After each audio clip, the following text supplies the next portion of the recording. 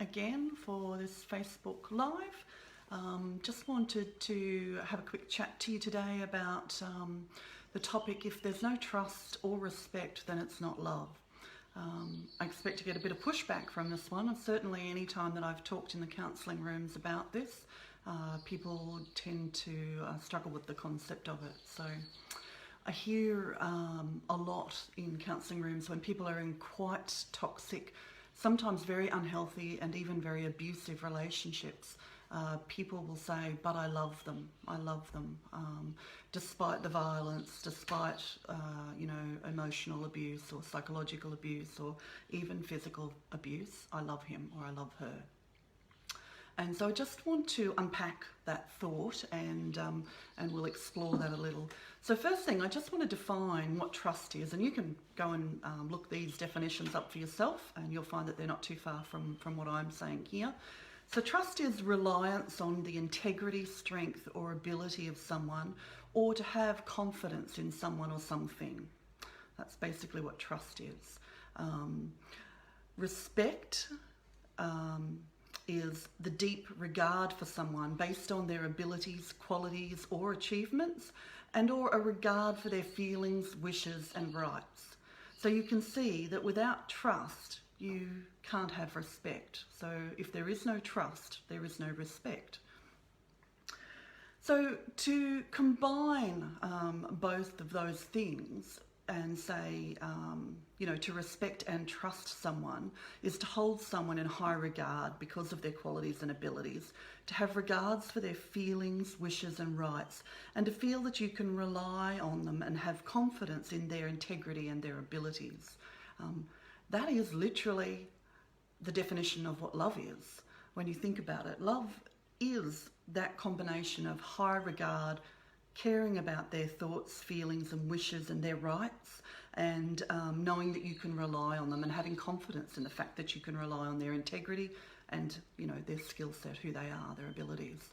So you can see that love can't exist in a relationship where there's disrespect and there's distrust.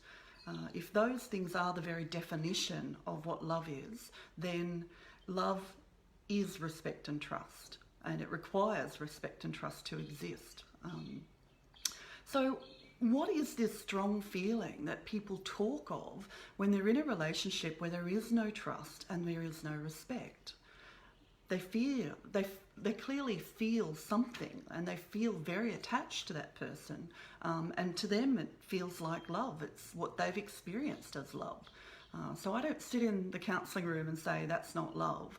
But the reality is it's very inwardly focused rather than outward. So if you think about, when you think about trusting and respecting somebody and holding them in high regard, this is about how you feel about them. It's about it's an externally focused feeling, right? Whereas what attachment is, it's an internally focused feeling. So it's about how that person makes you feel. So they make me feel safe. They make me feel loved. They make me feel courageous, confident, masculine, needed, intelligent, understood, seen, capable. All of those things speak to attachment, not love. It's how they make me feel rather than how you feel about them. So attachment is inwardly focused. It's about how the other person makes me feel or meets my needs. So it's an emotional bond which we get our primary needs met through. And it's the same bond that a child would have for their mother or a primary caregiver. And it's based in that same place.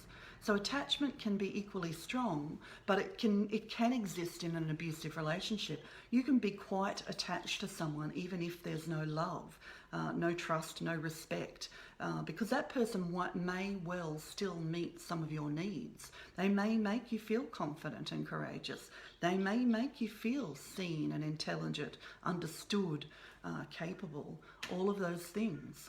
And so a lot of the time when we're observing, abusive or toxic relationships, that's the feeling that they're actually describing, that they feel all of those things, that this person completes them. We hear that quite a lot.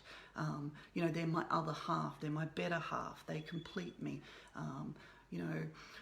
And what they're really talking to there is some part of themselves that's undeveloped or unmet.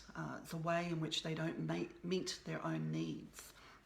And so this is why toxic relationships can hold people for quite some time. Well after they know that they should leave, they can still feel quite stuck in that relationship. And it's because those needs are being met and those attachment needs are there, even though there's no respect or trust left. So I guess the question then is what to do about that. The key to leaving behind a toxic relationship forever and making sure that you don't go into another toxic relationship is actually in doing your own work on yourself in order to know what those emotional needs are that aren't being met, that this person fills for you, and working out a way to meet those needs yourself so that you can enter into any relationship from a healthy place. That's it for today. I'm going to keep these quite short so that you can have a cup of coffee and listen in on the Facebook Live.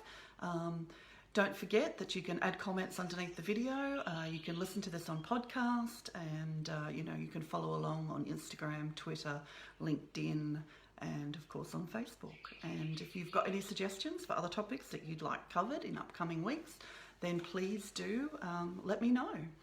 Otherwise, have a fantastic week, guys. It was great chatting. Bye.